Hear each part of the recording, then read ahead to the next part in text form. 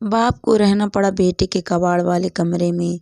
पत्नी के अंतिम संस्कार व 13वीं के बाद रिटायर्ड पोस्टमैन मनोज बाबू गांव छोड़कर बेंगलुरु में अपने पुत्र श्याम के बड़े से मकान में आए हुए हैं।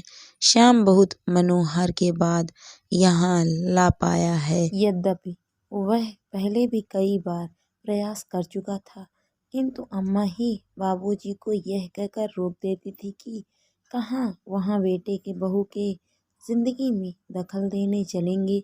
यही ठीक है, सारी जिंदगी यही गुजारी है और जो थोड़ी सी बची हुई है उसे भी यहीं रहकर काट लेंगे। ठीक है ना।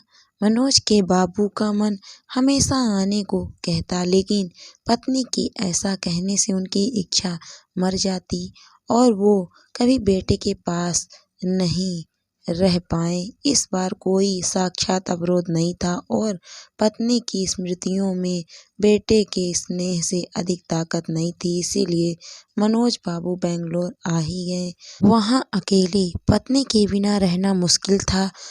घर काट खाने को दौड़ता। पत्नी थी तो एहसास नहीं होता था, लेकिन अब मनोज बाबू को पत्नी की यादों के सहारे रहना बड़ा मुश्किल था।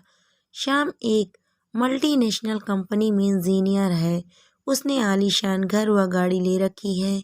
सुख सुविधा की हर चीज घर में है। घर में घुसते ही मनोज जी ठिठक कर रुक गए। गुदगुदे मैट पर पैर रखे ही नहीं जा रहे थे। उनके दरवाजे पर उन्हें रुका देखकर श्याम बोला, आइए बाबूजी, अंदर आइए। वहाँ क्यों रुक गए? बेटा, मेरे गंदे पैरों से यह कालीन गंदी तो नहीं हो जाएगी? बाबूजी, आप उसकी चिंता ना करें। आइए यहाँ सोफे पर बैठ जाइए।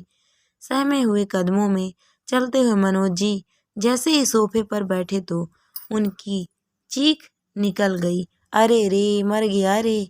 उनके बैठते ही नरम और गुदगुदा सोफा की गद्दी अंदर तक धंस गई थी। इससे मनोज जी चिहुक कर चीख पड़े थे, क्योंकि ये सब उनके लिए नया था। उन्होंने कभी ऐसी चीजें देखी नहीं थी। मनोज बाबू बहुत खुश थे। चाय नाश्ता करने के बाद श्याम ने मनोज जी से कहा, बाबूजी आइए, आपको घर दिखा दूं अपना। जरूर बेटा, चलो बाबूजी। यह है लॉबी जहां हम लोग चाय पी रहे थे। यहाँ पर कोई भी मेहमान आता है तो चाय नाश्ता और गपशप होती है। ये डाइनिंग हॉल है, यहाँ पर हम लोग खाना खाते हैं बाबूजी। ये रसोई है और इसी से जुड़ा हुआ है ये भंडार घर। यहाँ रसोई से संबंधित सामग्री रखी जाती है। यह बच्चों का कमरा है। तो बच्चे क्या अब अपने माँ बाप के साथ नहीं रहते हैं बाबूजी? यह शहर है और शहरों में बेंगलुरु जैसे शहर है। यहाँ बच्चे को जन्म से ही अकेले सोने की आदत डालनी पड़ती है। माँ तो बस समय समय पर उसे दूध पिला देती है और उसके शेष कार्य आया आकर कर जाती है। माँ से कोई मतलब नहीं होता, सब कुछ आया ही करती है। ये सुनकर मनोज बाबू को बड़ा आश्चर्य हुआ कि बेटा यहाँ आकर अपना कल्चर भूल गया, एकदम शहर का होकर रह गया। थोड़ा ठहर कर श्याम में आगे कहा, बाबूजी, यह आपकी बहू और मेरे सोने का कमरा है और इस कोने में यह गेस्ट रूम है। कोई मेहमान आ जाए तो यहीं ठहरता है। यह छोटा सा कमरा पेट्स के लिए, कभी कोई जानवर कुत्ता आदि पाला गया तो उसके लिए व्यवस्था कर रखी है। सब कुछ देख मनोज बाबू बड़े खुश थे। सीढ़ियाँ चढ़कर ऊपर पहुँचे। श्याम ने लंबी चौड़ी छत के एक कोने में बने एक टीन की छत वाले कमरे को खोलकर दिखाते हुए कहा, बाबूजी, यह है घर का कबाड़ खाना। घर की सब टूटी फूटी और बेकार वस्तुएं यहीं पर एकत्र कर दी जाती है और दिवाली होली पर इसकी सफाई कर दी जाती है। ऊपर ही यह एक बाथरूम और टॉयलेट भी बना हुआ है। मनोज ने देखा कि इसी कबाड़ खाने के अंदर एक फोल्डिंग चारपाई पर बिस्तर लगा हुआ है और उसी पर उनका झोला रखा हुआ है। मनोज जी ने पलट कर बेटे की तरफ देखा, किंतु वह नीचे जा चुका था। मनोज जी चारपाई में बैठकर सोचने लगे कि कैसा यह मकान, जहां भविष्य में पाले जाने वाले पशु के लिए कमरे का विधान कर लिया जाता है, किंतु बूढ़े माँ बाप के लिए नहीं।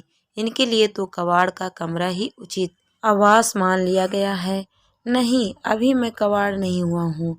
श्याम की माँ की सोच बिल्कुल सही था। मुझे यहाँ नहीं आना चाहिए था। अगली सुबह जब मनोज के लिए चाय लेकर ऊपर गया तो कक्ष में खाली पाया। बाबूजी का झोला भी नहीं था। वहाँ उसने टॉयलेट व बाथरूम भी देख लिए, किंतु बाबूजी वहाँ भी नहीं थे। वह झट से उतर कर नीचे आया तो पाया कि मेन गेट खुला हुआ है। उधर मनोज टिकट लेकर गांव वापसी के लिए सवेरे वाली गाड़ी में बैठ चुके थे। उन्होंने कुर्ते की जेब में हाथ डालकर देखा कि उनके अपने घर की चाबी मौजूद थी। उन्होंने उसे कसकर मुट्ठी में पकड़ लिया। चलती हुई गाड़ी में उनके चेहरे को छू रही हवा उनके इस निर्णय को और मजबूत बना रही थी। अभी इतने गिरे दिन नहीं आए कि वो कबाड़ बन जाए और वो अपने घर में अपनी पत्नी की यादों के सहारे जिंदगी गुजार लेंगे। मनोज जी क्या सोचकर आए थे और यहाँ उनको क्या मिला? सारी खुशियाँ बस थोड़ी देर की ही थी। मनोज जी ने सोचा, अपने दम से दम है। हमें खुद को ऐसा बनाना चाहिए कि हमें किसी के सहारे की जरूरत ना पड़े, क्योंकि बुढ़ापे में बेटों के घर में माँ बाप के लिए जगह नहीं होती। दोस्तों, कहानी से आपको क्या सीख मिलती है कमेंट करके ज़रूर बताइए। कहानी अच्छी लगी तो वीडियो को लाइक करें, शेयर करें। अगर आप मेरे चैनल पर नए हैं तो प्लीज़ मेरे चैनल को सब्सक्राइब भी करें। Thank you for watching my video.